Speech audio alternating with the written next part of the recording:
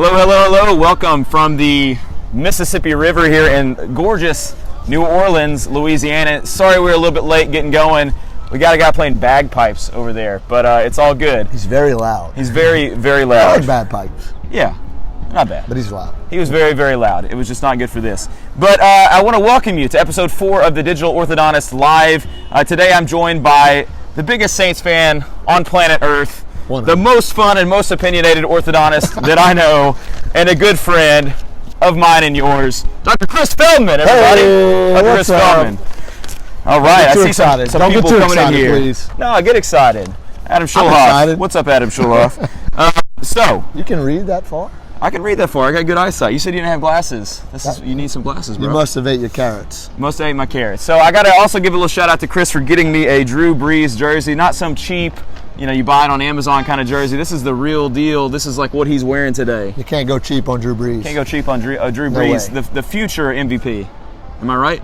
I mean, he's the all-time MVP in my eyes. All-time MVP. I understand. That's a whole nother podcast. That's a whole nother That's podcast. a whole nother debacle. I understand. So today, before we get started, I want to tell you what we're going to be talking about. We're going to be discussing how to start an office from scratch on a budget, how to decide which ideas from the Facebook groups are worth implementing and which are just a distraction, and how Chris managed to grow and maintain his team without needing to fire or without anyone leaving for over 5 years. Yet. That's super. Yet. Right. As of this filming. But first, I got to get my iPad, y'all. Chris, talk about the river here real quick. We're just, we had a beautiful church in the background, but the bagpipe guy kind of ruined it. I love Scotland and Ireland and bagpipes, but it was too noisy. But it was beautiful. But then we kind of did we called an audible. Call a little audible. We got maybe the Saints will have to call a few of them today. But we called an audible, and we got the old buddy, Big Blue, the mighty Mississippi, right in the background. Forget about it, right in the background. Here's our theme song. There we go. Who dat? You do the Ray Lewis dance a little bit? Oh, not yet. Not yet? All right. We're not there yet. We'll warm up to it. All right. All right, there was our theme song. It sounded pretty good.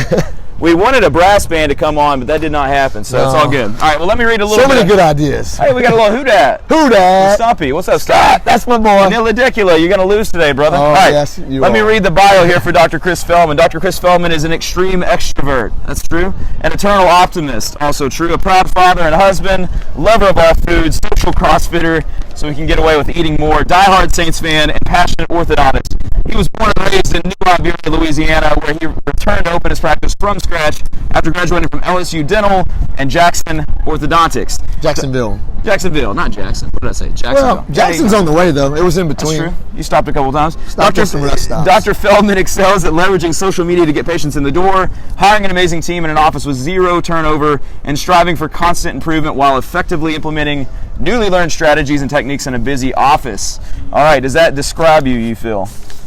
That makes me sound more glorious than I am, but we'll go. Sound good, dude. And if we're shivering, it's cold here. It is very cold. Don't let the climate of the South fool you. It's cold. It's a little cold out here. We're hanging in, though. We're hanging in. Breeze gonna keep you warm. There's a cool breeze coming through today. A cool breeze just I like that. rolling on through. God the Nigazisa says that falls equals, what is that? I don't know. Junk. Is that llama? What was that? I don't know. But I love Jonathan. He's the man. Yeah, St. Nick. But he's losing today. All right, so we're going to just jump in with some questions. We started a 10-restaurant food tour last night. We made it through 5. We went way too big on the food. We went Chop House. Hardcore. But we had some great food. It was a really fun time. New Orleans, maybe one of the best food cities. I had a blast eating. So, yeah. I'm biased. I think it's the best. But yeah, it's at least one of the best. It's let's say it's the jewel of the South. Yes, when indeed. It comes to food. So, yes, indeed. Let me just go ahead and jump in. Chris, tell me about your family. Oh, man. I mean, I can't get emotional for the first question. Yeah, no, my family's great. My wife, Krista, we met when I was on a bachelor party in Las Vegas. I saw her walk in the bar, and we've been together since then. And now we have an amazing child. He's a year and a half. His name's Ollie. Yep. Saw Ollie yesterday. Cute kid. He's awesome. Congratulations. He's cuter. He's way cuter than me. So I'm really. We dodged a bullet there. Yeah. Right. But he's a good-looking kid. More of Krista, less of Chris. Yes. That's always a good thing in most things in life. Without getting into too much detail, you feel like being a father has changed you? Has it changed your outlook? I mean, I feel like being a practice owner like every step along the way changes you. I feel like for me, having kids changed. Having the fourth one really changed. You're hitting me right here, bro. Yeah. I was motivated before, but yeah. I'm getting the guy crying, man. I did it. I succeeded. You can't do that for the first question. Jeez. People challenge me. I did it. I'm playing. Ollie and Krista, that's my purpose. That's what I live for. That's it. I agree. And same to Anna and my kids. All right, so when did you start your practice? Tell me a little bit about it. The interesting thing for y'all out there, we started like right around the same time. So we have been talking since the day that we both started about this whole thing. Yeah. And we're honestly, like, we're not going to share like crazy numbers, but we're at about the same pace. It's been kind of cool. It's funny to have somebody I'm trying to beat you, and you're trying to beat me. We have a little healthy competition, but it's fun to have a good friend that's doing the same sort of thing. Oh, yeah. So tell me about your practice, how you started, all the good stuff. Oh, we started in 2014, May of 2014. I was previously, I worked for my good buddy who I hope is watching, Dr. Steve Searcy. He kind of mentored me. He let me work there 1 or 2 days a week for the first 9 months while I was getting my practice rolling, and I kind of jumped in. Didn't really know what I was doing, but I had no other options. When your ego's as big as mine, you kind of got to work on your own. So I figured I'd start up, and I jumped in and tried to keep it as affordable as possible. As anybody who started from scratch will tell you, the first few months were rough, scary, but then you get one patient here, another patient there, and then momentum starts going, and next thing you know, you have a busy practice, and that's kind of just how it went. Yeah, for sure. Yeah, I remember the first day having a patient, maybe 2 on the schedule, and then you look at it now and it's crazy. I lucked out. I pulled the family friend card. My dad had some good friend who had 3 children, all needed braces. The first one I treated for free, so I can see if I was actually an okay orthodontist. It's gonna work out. And the next 2, like, they paid in full, so that got us through the first month. So, we were lucky for that. Yeah, first patient for us was a family friend as well. We did not treat him for free though. That was good of you. Discount. That was a good discount. Come on, Kyle. Do that first one. All right. So with this show, there's a lot of different types of doctors out there. I see some doctors that are commenting that are super duper well established. As Glenn Krieger commenting. Hey Glenn, how you doing? Neil, Jonathan Nigazisas, a few others. But there's a lot of residents watching. There's also a lot of doctors that don't have their own practice, but one day want to have their own practice. And I think that as they're planning that, as they're thinking through that, I want this show to be a resource for that. But I think the high cost of starting a practice is probably the most intimidating part. Would you agree with that? Yeah. It's one of them. There's a lot, but it's one of the most intimidating parts. So what are some ways you saved a little bit of money on your first startup? And I know some of these, but what do you got? First, but aside from the point of the cost of starting a practice, I thought about what my long-term goals were and what I wanted to do. And I started crunching numbers and things, and you only practice for a certain amount of time. You only have a certain career life, and it's easy to compare how much money you make maybe the first couple years when you start off slow to like what you would make as an associate, or maybe a partner. But if you really start comparing what you could make at your peak of business, because you're going to have X amount of years at your peak, like that's the number you should be thinking about. And so for me, it was like I couldn't afford not to start a practice. I didn't want to waste time. I knew what my ultimate goal was, and whether it was brave or just stupid, I just got one shot. Yeah, for sure. So specifically, some ways to save money, I would say, for me, a couple things I did that I'll share that I feel like maybe weren't the best ideas was getting a used x-ray machine. I will say I got it from a doctor that's a friend of mine. He might be watching. It has worked fine. 5.5 years in, it's still working. But there's been some times where I didn't think it would. And if you don't have a warranty, you're out of luck. So I realized I didn't even really answer your question. But some ways I decided that I wasn't gonna like cut corners. I was gonna get good products. So most of my products I bought new. I mean, we renovated a office building that was the old doctor's office at a hospital in town, so the rent was pretty cheap, so we lucked out there. But other than that, I mean, I got a new x-ray machine, I got new chairs, new equipment. You did your plumbing? You kind of... So the plumbing, we didn't cut into the ground. We kind of made a bench along the wall in the treatment room, and we put the plumbing under there, so that saved money from breaking into ground. Yeah. But overall, I remember it cost about $400,000 to start my practice with all the construction, all the equipment, all the supplies, enough brackets and supplies for over a year. So, and I think that if I would have really been trying to save money, I could have maybe done it for a little under $300,000 if I would have got used products. I kind of think about $300,000 is about what you could do it at, because we did it I think at about $400. We had some extra money that we took out in the bank note for working expense, stuff like that. Ways to save money, I would say used chairs is a great one. You can get them reupholstered. Oh yeah, definitely. You're gonna spend some money on the brackets and the stuff you got to get. It's hard to save money on that. I mean, I bought instruments for my co-residents that would sell them, and I did everything I could. But used chairs, I saved a ton of money on that. I would say what not to do used. X-ray machine. I feel like you can get a good digital pan-ceph. Yeah. So the one I recently got for another office we did, it was about $33,000. That's good. For a new pan-ceph. It was a Sword X Crane XD. This is one that Derek Bach put me onto. Derek Bach! Keep count of how many Derek Bach shots Chicago Bears fan. The double doink. The double doink. Apparently I look like their kicker. We love you, Bach. Love you, Bach. He's handsome. He's a handsome guy. He's a handsome guy. That's a compliment. Yeah, that's a compliment. Bach, what's up, man? So we're getting a lot of good questions. What time does the Bears play this weekend? Wait, never mind. I guess if you watch the replay later. Sorry about that. So a lot of different ways, and so I think when you're planning a practice, I would say don't let the big cost stand in the way. I think, like you said, there's this opportunity cost.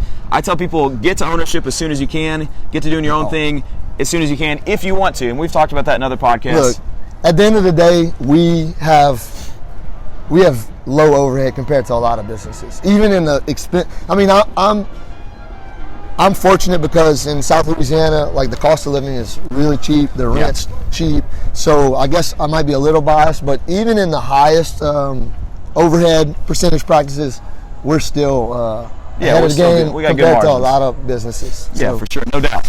Let's switch it up just a little bit. Well, not really switching up that much at all, but in starting a practice, here's another question I think that stands in the way is, it's cold. Y'all, it is cold. Like, we should have a coat on. How did you decide what you're going to do clinically? I know that was the thing I was probably most worried about, and it's funny because now I don't worry about the clinical stuff as much. I mean, I want to be good at it. I know you have this goal of becoming like a master clinician. I mean, I think that's most people ascribe to that.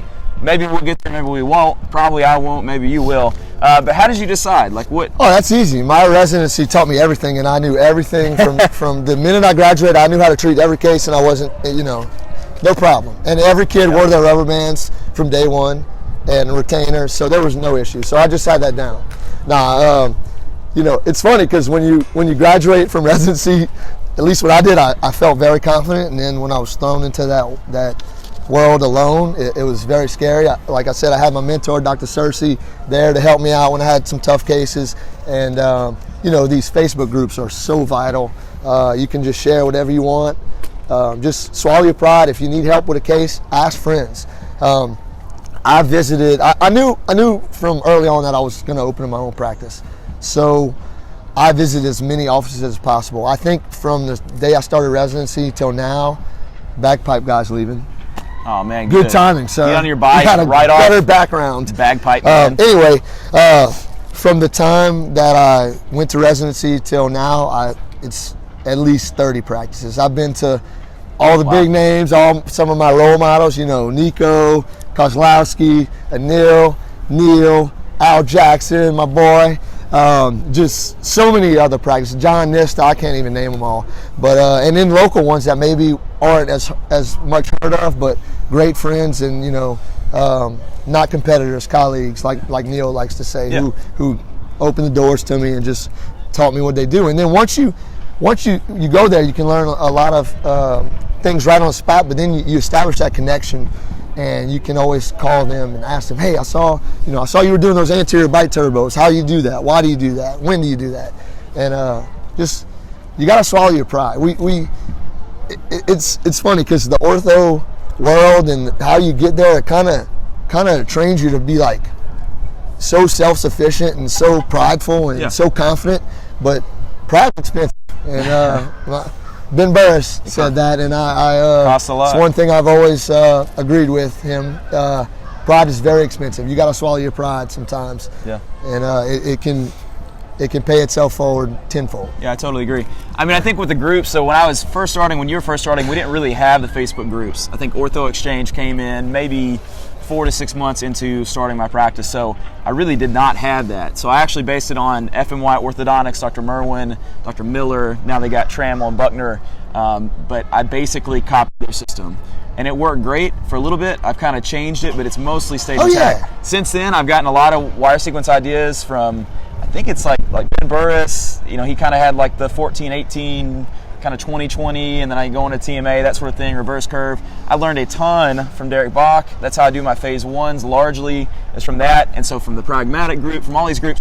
And so I think there's this wealth of knowledge. If you're about to get out right now, you should be able to kind of figure it out. But just know you will change how you do stuff because you'll have to. You'll find what works for you. And look, at the end of the day, you know, you got to dip your feet in all of these techniques. You see them, if you believe them, if you think that they're good, then you owe it to yourself to try it out. But at the end of the day, you have to end up doing what works for you and your style. I know, you know, like when I visited Dr. Kozlowski's office, I was blown away. He saw 100 patients a day, and the results were phenomenal.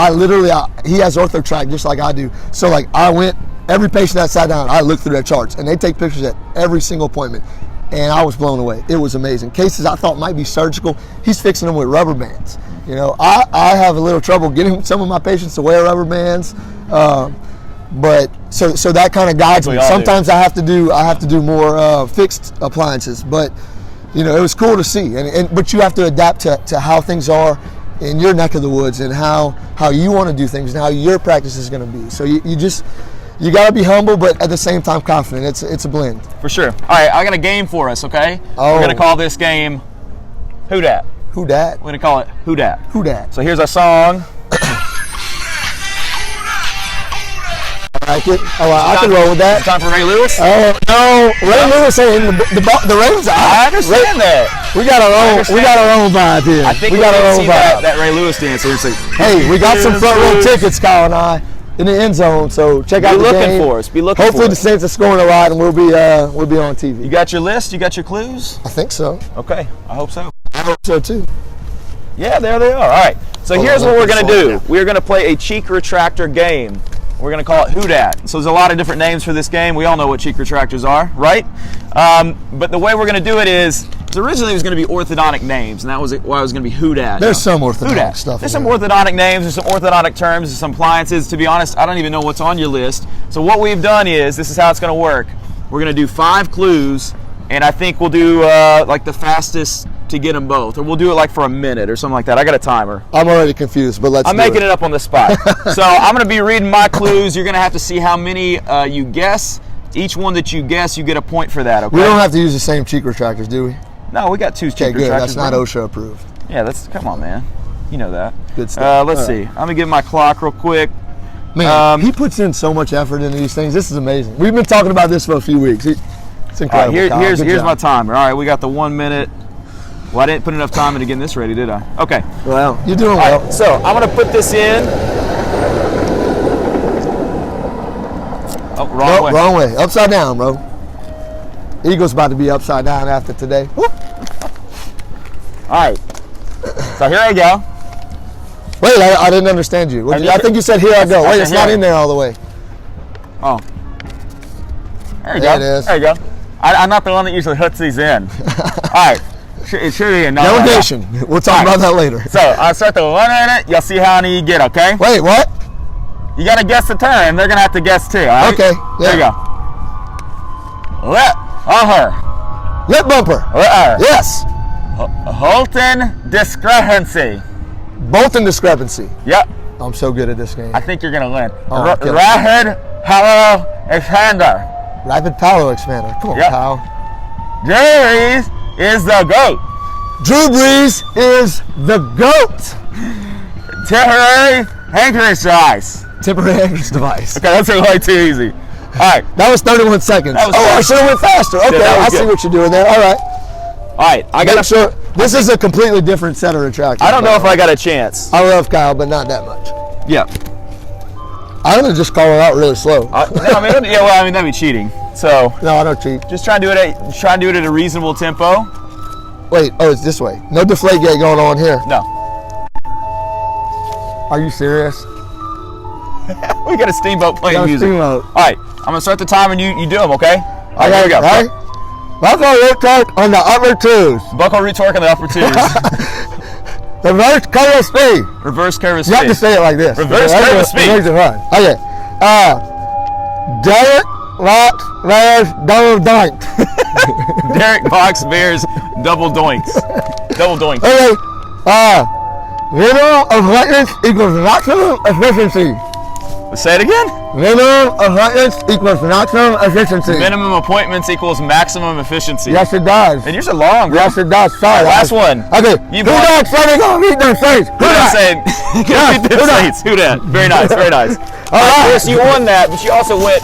You had like these like long encyclopedias. But congratulations to our winner, Dr. Chris Feldman. In the background. I love the. Yeah. Here's our song. Who that? Who that? Who that? Who that say they gonna beat them Saints? I'm trying to read some of these things.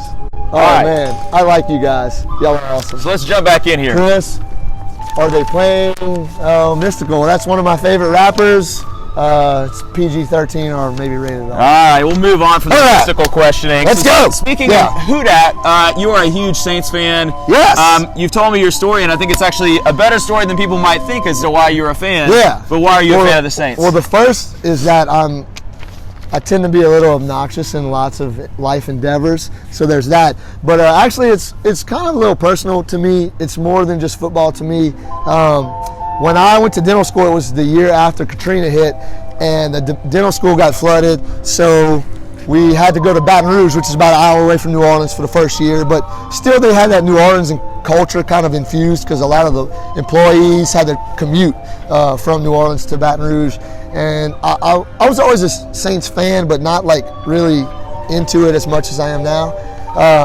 So when I moved to New Orleans the next year to go to dental school, I started going to all the games, and it was amazing to see how like Drew Brees and the Saints starting to win started kind of uplifting the culture of uplifting the mood and the spirits of New Orleans, because honestly we were one of the worst franchises in the league for many years, but to have them win, it really didn't change much in the city, but brought them up a little bit. I would say this: anybody who's in a sports city so like Memphis, for example. Memphis is a city that gets really beat down a lot. There's a lot of negative things said about Memphis. I like Memphis. And Memphis is a great city. But when I first moved there, it was all about the Memphis Tigers. Then we had Calipari leave, and it really was a bummer. So the Grizzlies kind of came in and really lifted that city. Yeah. And I'm telling you, when you got a team and the Saints probably even more so, but when it's like the playoffs, when it's the Super Bowl, the entire city is all about it. Oh, man. Look, it's a cool thing. When we won, I was a senior in dental school, and when we won the Super Bowl, it was like a party for 3 weeks, and it was kind of back to back with Mardi Gras, so it was really insane, and just everybody was so happy. I mean, frankly, if you would have taken all the Saints paraphernalia out of it, and you had to just guess what was happening, you might have thought that like Jesus came back. It was like people were so excited. It was a fun time, and then after that, I moved to Jacksonville, Florida, and that's when my love for the Saints really grew. When I went to residency, we lived pretty close to our divisional rivals, close enough to drive there. That's loud. But it was cool because I learned how to travel. Like, I was always such a Louisiana homebody, but when I learned how to get out of my comfort zone, like the Saints were a big part of that because I went to a lot of away games, and I actually got to work for the Saints team for a couple, about 6 or 7 games on the sidelines, and that was just an amazing experience. So it makes it feel a little more real to me. Win, lose, it's all fun, but I just love the Saints, and I love what they do, and it's fun times for us. Sure. Well, it's fun to not suck. We will be cheering them on. My beautiful wife Anna made some signs, and we'll be front row of the end zone, so be looking for us. She did a glorious job. I hope that we make it on TV today. Thank you. So I do want to get into this. I think it's one of the most interesting things about you, and I did not know this. Super impressive. I don't know how many people can say this. Not bad. How have you had no turnover in 5 years? And you've not fired anyone after the 90 day? You've not had anyone leave after the 90 day for 5 years? Yet, it's amazing. We've had like 2 or 3 people that we thought might be a fit, and we hired them for like a week or 2, and then just realized it wasn't. Which that's one tip: fire quickly. If they don't work out, let them go. But I don't know. I think part of it was luck, to be honest with you. The first 2 employees that I hired were just amazing and just so loyal, so dedicated, and they were just as fired up as I am. Yep. And kind of just started rolling from there. We've kind of just brought that culture into every single team member that comes in. They kind of see what it's like, and they know, like, it has to be like this. It's not going to change. You're not going to change it. You have to adapt to this, but my team, they're such great people. And so it's not a problem. It's like, we're all about love, and they replicate that. Yeah. No, I mean, you actually had your team, it was shared in another group. They did a little video talking about how positive you are. So, I mean, obviously it's a testament to you. It's obviously a testament to your team. And maybe it's a little bit of a testament to luck that it happened. But I doubt it's mostly luck. I mean, for me, I feel like I do a great job with my team. I've definitely had some turnover. I wish I didn't. I think really have a great team. You keep them on board, and that's great. That's not a bad thing. And I know one day there'll be some turnover. I hope they don't go get another job in another orthodontist office. I hope it's for good reasons. But it's not easy. But you have to care. You have to empower them. I don't know. Some people might criticize the way I do it because, you know, we do run a business. And I'm not a Fortune 500 company. I've only been out for 5 years, so, you know, that's not saying too much. But I made a decision that I'm going to treat them like people. Yeah, sure. You know? Treat them like your family, treat them like people. I got you crying again. That's number 2, man. No, we're good. That's number 2. We're good. It's cold. Let me say this. I think something flew in my eye. I think the sound waves off that recorder that this boat's playing. Look, we have a great profession, and we're able to do things that a lot of people can never do. So don't forget who's helping you do that. Sure. Yeah. Team's super important. I think treating your team well is extremely important. I would also say that when someone on your team no longer is able to do their job to the level that they need to, or I almost say it like this, is that if I'm holding you back from having a job that you enjoy, and if it's causing you stress to the extent that you don't want to come in, I don't want to keep you in this fence. You know what I'm saying? I want you to go out to other pastures. So I think there is a point where it's like, it is not a good fit. It's not just about me or just about the business or making money. It's like, I don't want you in a job where you're not happy. Yeah. And if they need to do something that's better for their lifestyle or personality or happiness, then I'm all for it. I mean, you're gonna cry again. Mallory Barrett says, best boss around. We aren't going anywhere. Look at that. She was one of the first people I hired. How much she pay her to say that? No, I didn't. She's great. All my team members are great. I'm playing. We'll move on. I will say that hiring is one of the most important things in establishing the culture you want in the office. I mean, I think it starts with you as a leader, but that you can pass it down, and a leader mentality where they now know what they want to train people to be like, and they now know what the culture needs to be, and they spread that around the office. If you can do that really effectively with your first few people and have them bought in, it spreads like wildfire. For sure. Hey, now, look, go ahead. When things aren't going your way, when you feel like your team's messing up or just things are bad or the culture's bad, look in the mirror. It's your fault. It's nobody else's fault. It's yours, and you can fix it. Yeah. So, Jeremy Smith says to pay your staff more than you think you should. Yeah. And look, money, that's an important thing. I had a meeting with every one of my team members at the beginning of the year, and we went over how much they made last year, how much they made, how much they made each year that they've been with our office, and we tracked that. And like, it is my goal to pay them more than they ever planned on making. That's my goal, and they understand. Like, I have to make more than I planned on making for that to happen. I told them the one thing I promise every one of them: there will never be a year where I profit more than I did last year, and they don't. And I will stick to that, because I think that's part of being a good person. Like, you can't, if you're making more money every year, then the people who are letting that happen have to make more money every year. And I won't. And some people are, oh, he's only been out 5 years, he's gonna eat his words. No, I won't. Like, if I'm making more money, they will too. I want them to be able to live out their dreams just like I'm starting to be able to do. So do you have some examples of how you keep your team happy? Because there's a lot that goes into this. You just talked about it. I think being generous with wages is one of those ways. But what are some other ways you keep them happy, keep them on board? You just have to appreciate them. Everybody likes money, but when somebody does a good job, tell them they're doing a good job. Tell them how vital they are to your practice. Buy lunch for them. We eat lunch together once every week or two, and I mean it's a great bonding experience. So there's that. I also talk about, we go to conferences all the time, right? Orthodontists, we love conferences. We love learning and CE and, learning the next best game-changing appliance or whatever. But we come back to the office and we're so pumped up, and then we try to explain it to them, and they're like, yeah, okay. No, bring them to a conference. That is where you're going to find that the mindset changes and the culture changes and the motivation changes. When they get to hear the great speakers that you hear, and they get to see other teams that are kicking butt, that's when things come alive. Like I brought my team to Chicago in 2016, 17 to see Jeff Kozlowski and Jamie Reynolds, and that was so eye-opening. It made them understand why we do things the way we do. I brought them to Ben Fishmine's course, Fishmine Fundamentals, and they got to go in Ben's office, and like when we got back, it wasn't me coming up with the ideas, it was them. Right. And that was so awesome to see. That was just a great thing. Like for them to have ownership in that office and take pride in what we do and how we get better. That was just amazing. And I think really bringing them to stuff like that is one of the only ways to get that done. And it's just a fun team experience. It's bonding. And having a team that really likes each other and gets along well, that's important. And South Louisiana, some people don't get out much. A few of my team members, like I've seen them fly for the first time. And it was just so cool to see. Someone was scared, like, on their eyes, but it's just cool to see. That's my family, and I want to treat them the same way I treat my blood relatives. Right. Yeah, I have the same mindset.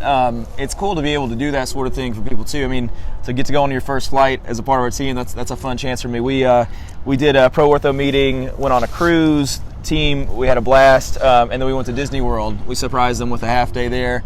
It was awesome. But then we were a little bit late getting to the airport. Why'd you say that?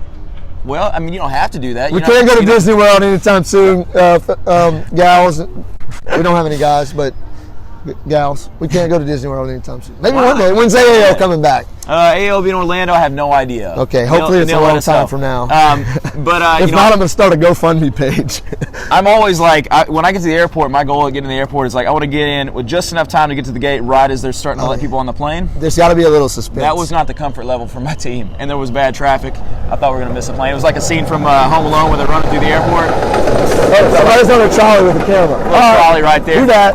All right, so let's do this. Facebook groups. I want to talk about this. Obviously, you and I have both cut our teeth. I don't even know if that's the right way to say that, but grinded our teeth, grit our teeth. Well, no, cut our teeth is right, but I don't know that that's like the right way to say it. But I will say we spent a lot of time in the Facebook groups. I think probably decreasingly so as we've gotten busier. That seems to be the way for me. My wife would love that. But I will say to the people that are maybe in residency or the ones that are newly in their practices, and maybe you're spending a lot of time on there, I think there is obviously good and bad. I think there are good and bad things that have happened in the Facebook groups and that have come from that. I think mostly good. I think it's been great for our community. And I know you have some strong opinions in general, but you have some strong opinions on expensive toys, okay? And so let's talk about that first. And I don't want to come across as too critical. I know we have some reps with some companies, things like that. This is you. We hate reps. No, I'm joking. We love I love my reps, and I spend good money on good stuff, and that's cool. And my comfort level on what I think is a waste of money is not going to be the same for you or whatever. But there is a lot of talk, and there's a lot of people pushing products. I mean, that's the way the world goes. Yeah. But what are your thoughts on some expensive toys and well, just as advice? I think at the end of the day, you just got to trust your gut and be. You always want to do what's best for the patient. You don't want to cut corners there, but you also have to be business minded and business oriented.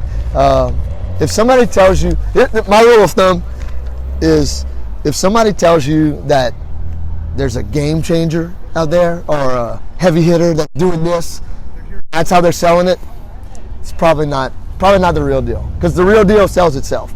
But you have to know what you want and what your area is like. For instance, aligners. That's the craze these days, and I love aligners. I took Jonathan and Maz's course, loved it. I'm doing everything I can to learn how to be good at aligners, great at aligners. But I think there's like a lot of hype around it where it's like you have to talk your patients into doing it so you can be more efficient. That's cool. Efficiency is great, but if you don't have butts in the chair, then efficiency gets you nowhere. It gets you literally nothing. Maybe more time, more free time, but when you're just starting practice, you don't need free time. You need butts in your chair, and you need to make more profit. And like I said, if somebody wants aligners in my office, they get them. But if somebody wants braces in my office, they get them. I hate to just talk about aligners, but it's everything. It's appliances. You have to learn what's good for you. You have to learn what works with your practice. If you live in a town where a lot of the parents are very involved in the home life, and they might be more likely to wear their rubber bands than others. So you might do less fixed appliances in there, and vice versa. It's just different. I think society is changing a lot. I think that kids are on their own a little more. So I'm going more towards non-compliance appliances if you want to get to class 1, which is important for me. Sure. But you just have to trust your gut, and don't think you have to do something that's more expensive because it's going to bring patients in the door. At the end of the day, what brings patients in the door is how you make your patients feel. Your patients bring other patients in the door. We could talk about SEO, websites. I know that's your end of things. We could talk about Facebook. We could talk about social media. We could talk about appliances. We could talk about what type of brackets you use. All that's good. All that's fun. It's cool to learn, but at the end of the day, it's all about what's right here and how you make patients feel every single time they step in your office. Yeah. Not just the first time, not just the last time, every single time. Yeah, and I think I saw someone comment, Jerry, saying don't be afraid to use the best products on your patients. No, not at all. And I don't disagree with that. I'm not advocating for low quality. No. But I'm advocating for using what you need to use. Absolutely. And so, one of the big ones is 3D, CBCT. Exactly. And for me, the jury's out on that. It might very well be that, and probably it will be in 10, 15 years, we look back and I wasn't practicing on the CBCT. I don't know if that's going to be the case or not. I just know that I'm able to practice with a Pan and Ceph. I have 3 different offices, so if I then had 3 different CBCTs, it gets expensive. It gets very, very expensive. So I would say to someone out there, when you're trying to decide what you need, what you don't need, there's some things like a laser, not crazy expensive, but I don't necessarily use it all the time. You don't have to get the $6,000 laser. No. There's other things you can do. Well, it depends on where you are in your practice life also. If you're busy and you got money coming in and you're out of debt or getting close to being out of debt, and you want to do that, do it. If that's going to make your life better and make you feel like you can treat your patients better, do it. But if you're coming out of school, don't feel like you have to have this top of the line product just so you can get patients in the door. I'm not saying that to cut any corners on things that don't work correctly, but you don't have to have the most expensive bracket. You don't have to have that. Patients don't know. Yeah. You have to be a decent orthodontist, and look, like I said, I'm striving to be the best that I can be. I go over all my cases, and they need to get. I see every single case I finish. I'm like, oh, could have done that better. Could have done that better.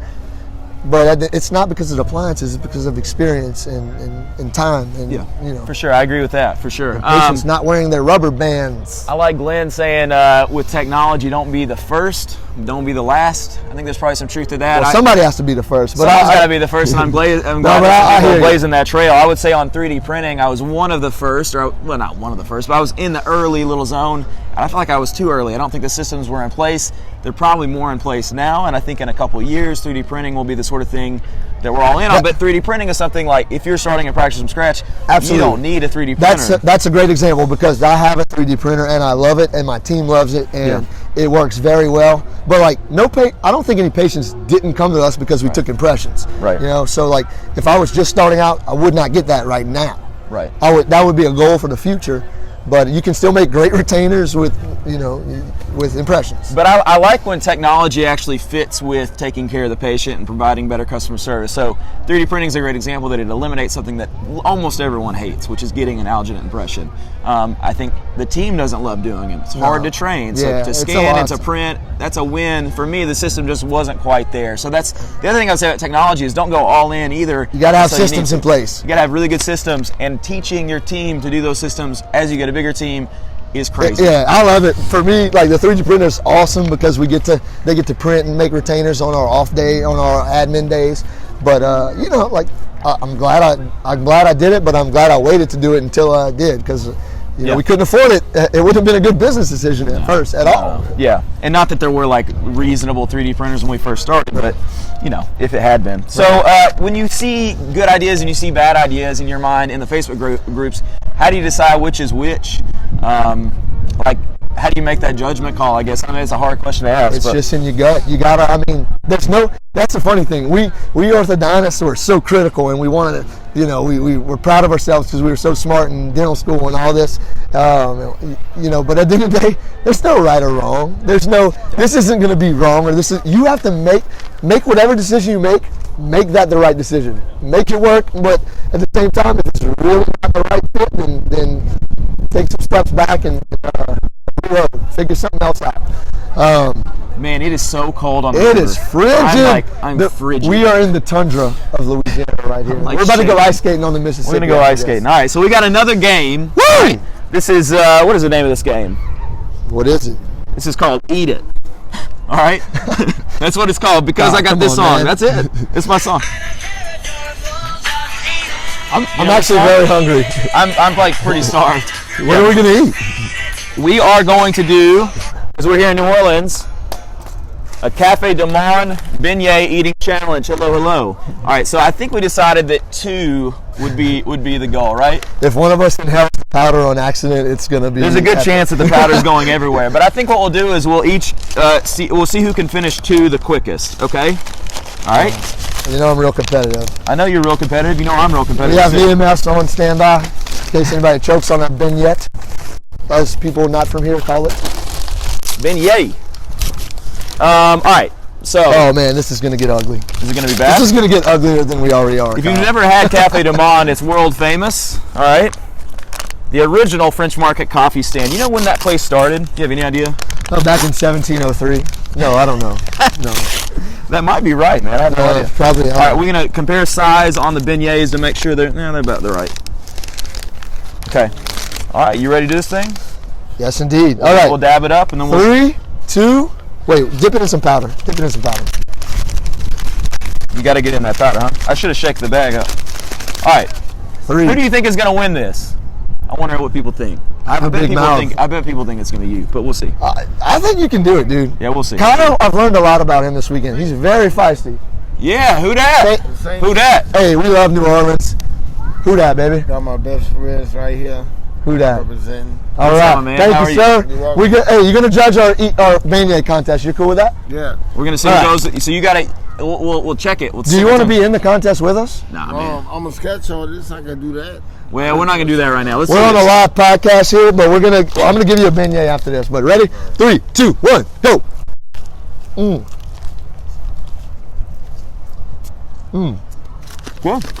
There we go. I'm gonna hurt you too. Oh, thank you. Oh man. Shit. This is fucking heavy. Sorry. This is fucking heavy. This is hard, man. You look like you're Let's just do one. What do you want? What do you want? Can we drink? Yeah, we drink. We're gonna polish it up with some hand grenades, but they weren't open. It's not easy. You are, man.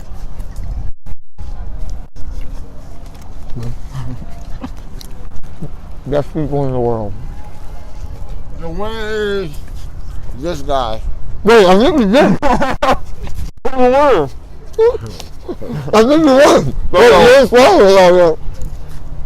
This is really hard to see. I'm out of here. Hey, God bless you, man. Thank you, man. God bless you. Right. Yeah, you got that. Who that, baby? All right, man. Who that?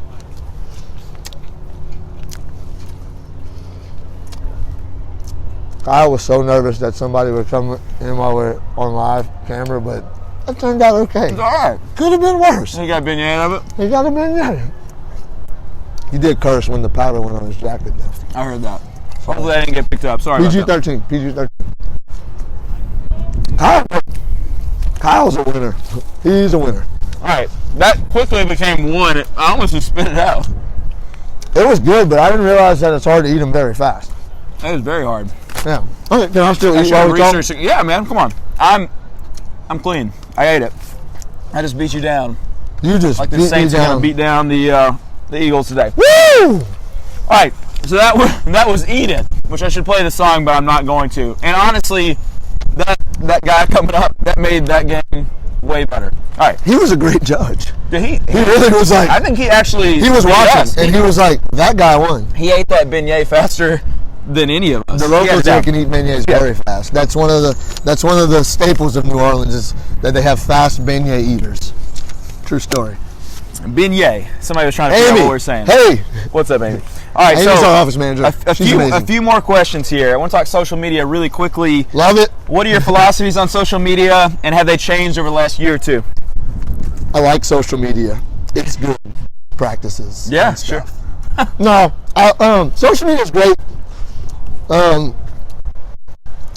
I think some people get the false idea that like it can like automatically bring patients to the door just if you do social media. Yeah. But you can't just do social media.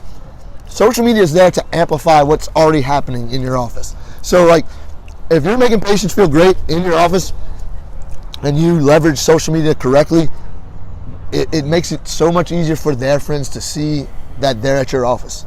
So I think it's changed a lot, the algorithms. I'm not the tech guy, I leave that to you. But I think the algorithms on Facebook have changed so that your business page is showing a lot less people your posts. Sure. So even if it's a great post, you work hard on it, like no one sees it. Maybe your grandma and your mama and like people who finished treatment 3 years ago. But the whole point of doing social media is you want more people in the door. Yeah. So we try to focus on getting our patients to post about us. If you can make patients love you enough to post about you, all their friends on social media are seeing it. And that's what we kind of work on. Yeah, brand advocacy. I say it's the holy grail of That's hard marketing. to say this morning, Kyle. Brand advocacy, yeah. So that's the holy grail. That's what you want. You want people talking about you. Got powder all over my shirt. It's all good. I'm looking like a drug addict. What they say goes a lot further than what you could ever say about yourself, right? So sure. I would also say on social media, absolutely, organic reach, we call it, is down. Paid reach is down. So you pay, you get less than you used to. I think they were actually faking some of those numbers. They admitted some of that. I ain't paying for that. So we'll do a little bit of that to kind of get that out there. It's like you get you prime the pump, if you will, to kind of get more people to see it. There's a lot of ways to do social media. We're not going to go real deep into that. I think you and I probably both agree that a lot of focus is sort of I finished shifted. my beignet. Sorry. That was great. I think you lost. I'm done. A lot of focus is shifting over towards Instagram from Facebook, but there's still good stuff on both. Yeah, and that's another thing. Like where you're at matters. Like I know Dovey crushes it with Instagram.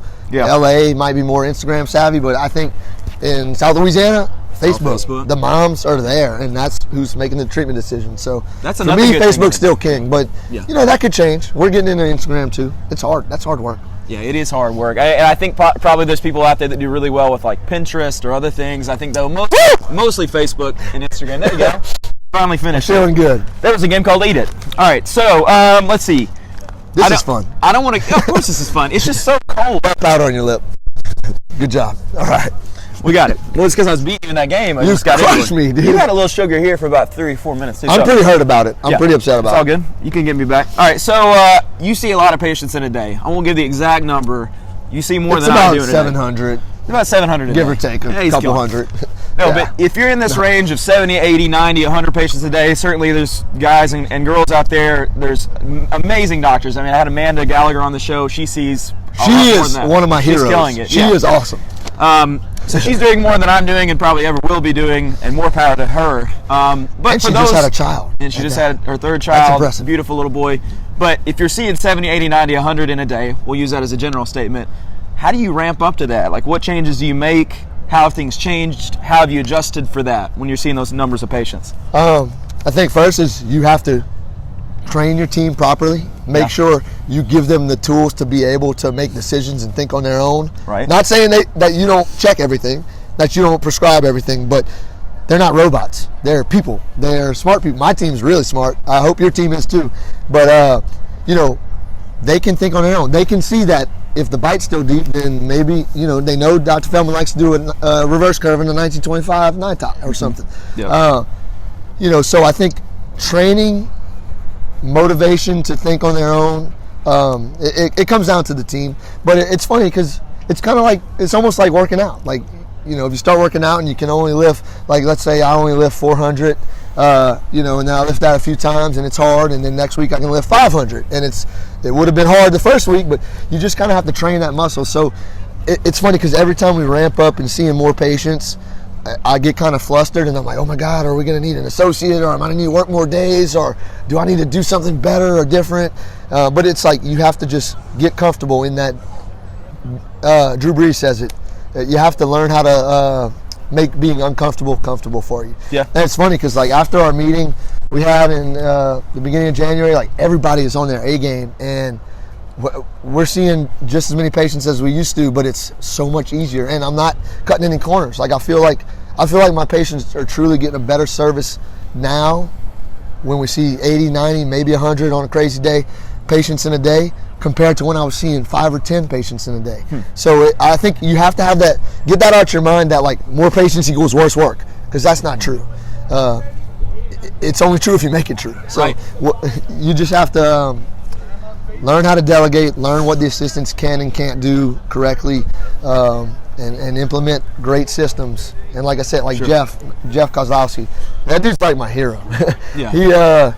I'd said Amanda is too. I have a lot of heroes. You got a few heroes. It's all good. Yeah. There's a hero. That's a good song. It is a great song. Sorry, I don't have it. No, but it's just when you see an office that's doing it, you realize like, yes, I can do that. I'm not that good yet, but I will be. I will fight to be that good. I will be relentless. I will make sure that I'm getting better every day, and it becomes easier and easier and easier.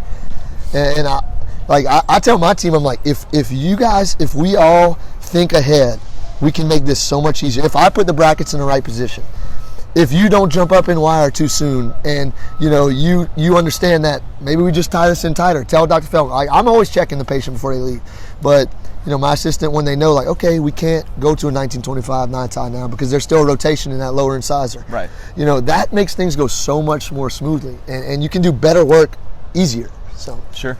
Yeah, one thing you said that I like, and this is maybe just within the last 6 months. I was rambling, I'm sorry. You got to ramble. This is a talk show. I'm hyped up. So one thing that I read is, I don't remember who said it, but it said to treat your team, the way you train them, like you are training like a resident. And so you remember in residency, you had the doctors that were really good about that. They would show you how to do what you're going to do. They would stand nearby, but they'd let you do your thing. And I think that's the way that we need to approach training an assistant. Not that we're training just assistants, we're training like little residents. We're training like doctors working off. 2 pairs of eyes. Like there's plenty of times where like I'll finish, I'll be like, okay, that's what we're doing for today. And my assistant will be like, well, don't you think she needs class 2s on the right side? And I'm like, yeah.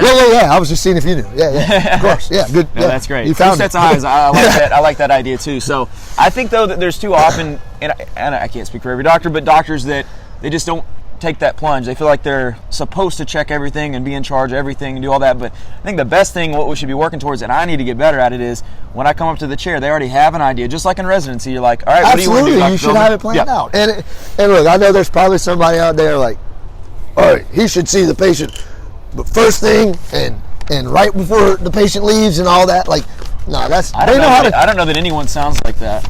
They don't talk like this. Most of them do. Most of the grumpy people talk exactly like this. It's my team members know how to tie in wires better than I can, and I'm okay with that. Yeah, no, there's a lot of things. I'm proud of that. That's a great point too. There's a lot of things in the office they do a lot better than I could ever do. Absolutely. And that's another beauty of delegation, is you'll find that people, it's not only that they can do it as well as you, but they can do it better than you can. Look, and it's the nature of the beast. Like getting into our profession, like it has trained us to be so confident and put such a high value on what we can do, and pat ourselves on the back. But sometimes you forget, like there's other smart people out there that can do things just as good, if not better than you. For sure. All right, so let's move on to the TDO top 5. Oh, great job. We're coming down to the end. We got about 5 minutes. Sorry we were a little bit late, so we're a little bit over the hour, but that's all good. And if you're watching this later, this is so fun. We're making great time. We can do this until 3:30. I just wish I had some sleeves. Dude, you need some sleeves. I've literally turned the color of pink. Oh my God. I know. Oh my God. I'm going to make it. All right, so a little bit of a lightning round here. So quick answers. Number 1, if you weren't an orthodontist, what would you be? It's funny. I've never really thought about that until you told me to think about that. Yeah. Because when I was 12, I said, I'm going to be an orthodontist, and I just stuck with it, and by the grace of God, I'm here. But I think that if I really put my mind to it, maybe I could be a football analyst, and even more fun than that, I would love to be a DJ. Yeah. DJ Feldini. I think you could be like a defensive coordinator. But DJ, I like offense. All right, offensive coordinator. Fair enough. But yeah, DJ. That would be so fun. I guess there's some work behind the background, in the background. Yeah. But they're like just crushing it, just having fun, like they're, doop, and like the crowd goes wild, doop, like and they just whoa, and they're throwing champagne everywhere. I can do that. I could totally do that. You could be a hype man. You could be like, working in like a club, something like that for sure. It's funny because I bought the office building of in-town colleague of mine. Yeah. And we're doing some renovations. And I'm literally putting a DJ booth in there with a mic and some turntables, and I am hyped up about it. I can't wait. Sally just got her braces off. Wear your rubber bands. It's gonna be so fun. That'll be awesome. That'd be awesome. I know Cole. There might be some hipper things involved with that, but we'll figure it out. We'll figure it out. We'll work through it. So I want to hear you scratching some records. All right, in 2 to 3 words, what is your favorite thing about being an orthodontist? Friendship, flexibility, and finance. You get to make a true friendship with your all F's. It's coming on. Feldman. All F's. Feldman Orthodontics. Yes, Feldman Orthodontics. The triple F. Friendship, finance, and flexibility. Really. You get to make friends with so many people. Yeah. It's funny because we put ourselves on this high pedestal. We get to inspire people and all this stuff. But guess what? My patients inspire the heck out of me. So we get to be inspired by these young kids that just have a totally different perspective in the world as we do from what adults do, having been through all the stress and this and that, but we get to see it through the eyes of children a lot. That and then flexibility. We make our own schedules. Like Jeff might have to pay me for this, but this dude, like, he gets it. This dude works like 11 days a month, has a great life, and does great work. And like, you don't have to work 9 to 5 Monday through Friday. You do not have to do that to do great work and to be a good orthodontist. So I've learned that manage my schedule well, and don't work like you work so hard to make money, and then you start making money, and then you're working too hard to enjoy your money all your time. Yeah, don't lose sight of why you started doing this. And my son, he's wild right now. He's 1.5, and he runs around the house, and it's so tough taking care of him. God bless my wife; she's amazing. But I get to spend more days chasing that little dude around the house, telling him not to throw things or tear into this or don't kick the dog, things like that. For sure. All right, lightning round.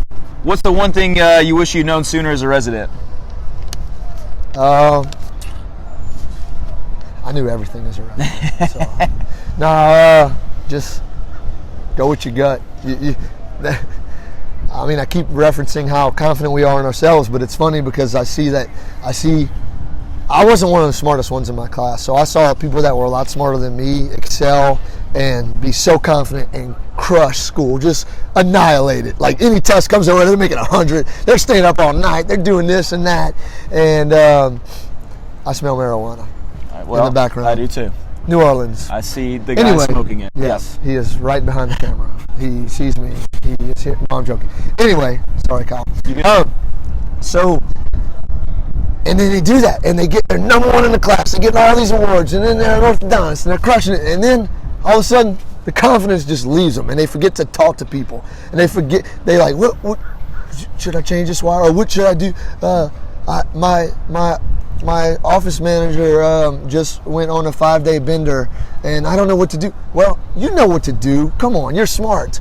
You're one of the smartest people out of all of your friends, probably, and you've excelled in school. You've excelled in every aspect of your life. Don't crumble at the finish line. Yeah. So just believe in yourself. Believe in your gut. And be confident. Yeah, there's a reason why you got here, and also, it doesn't matter that you may make a bad decision. You can always recover come back from that. So make mistakes. A lot more that we can say. This is a lightning round, though. We're just lightning. There's no lightning about lightning. It. But yeah, a lot of good stuff there. 2 more, real quick. Let's do it. Just give me names on. I don't even want it to end. Who is your biggest influence? My dad. Your dad. And I'm gonna get you crying if I talk about your dad. So I know he's the man. Dad's a real good guy, real optimistic guy. Yeah, he taught me how to care about people. He showed me how to care about people. And my mom. They're just such hard workers and good people. If my dad would ever see me mistreating somebody, he would literally smack me in the mouth. And not literally. Maybe today he would. Not when I was a child. Don't call anybody. No, but the dude was he was a Marine Corps search air rescue. He was a physician's assistant and an anesthetist. He worked so hard to give me and my sister the life he didn't get to have. So Yeah.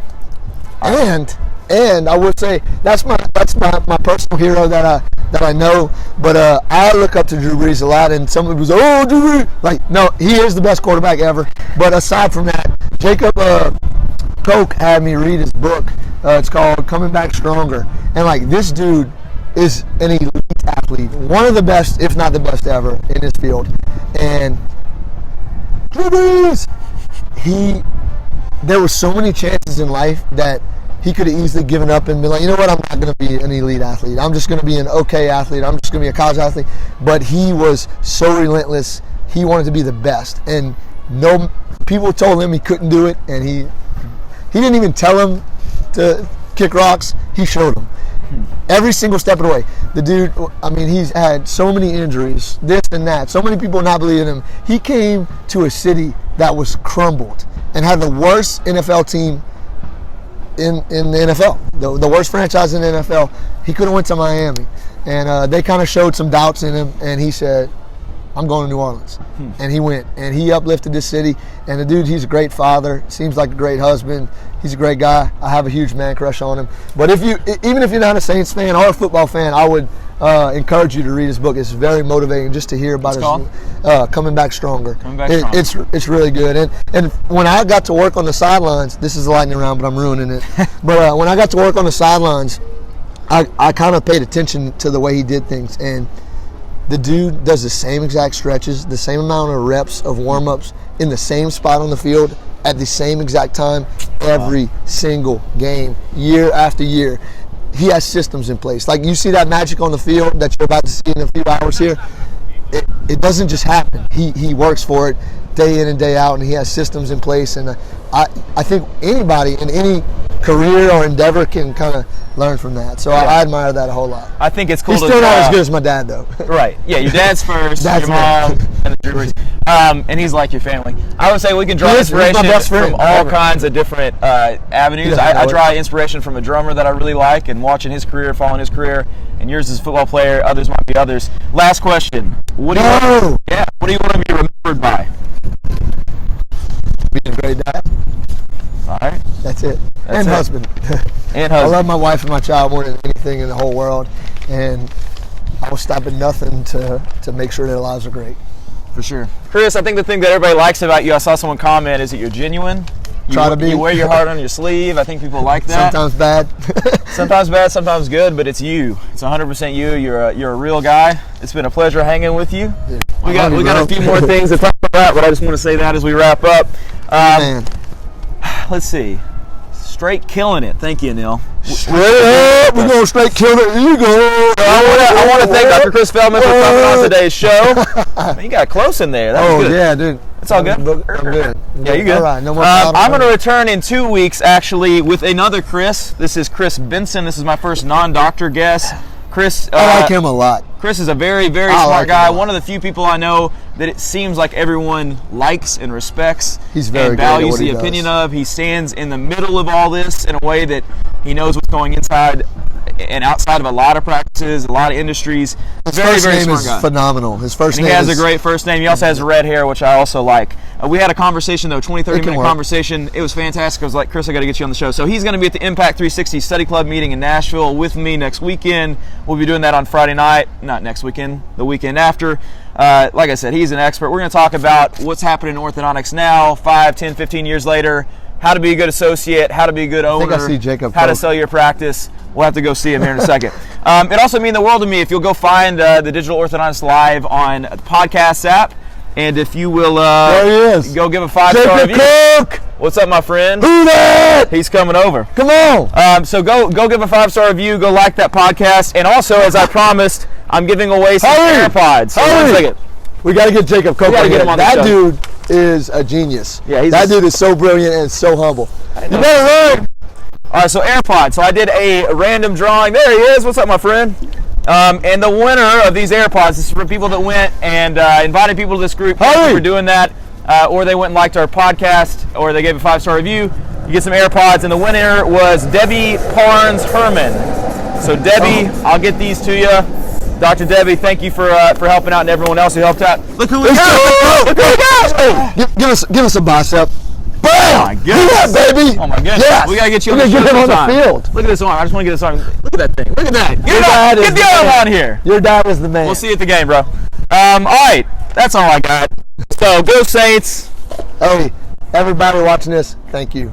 Don't take what you got for granted. All right. So from all of us here at the Digital Orthodontist Live from gorgeous New Orleans, this is Dr. Kyle Fagala signing off. Thank you. Who dat? Go Saints. Who that? Hi, Michael. Hello, Michael. How's it going? Bye, guys. Have a great Sunday. Let's dance. And dance. And dance. Oh, Ray Lewis. And dance. Do it. And I'm done. You gotta pay if you want to see more. Later, guys. Bye-bye.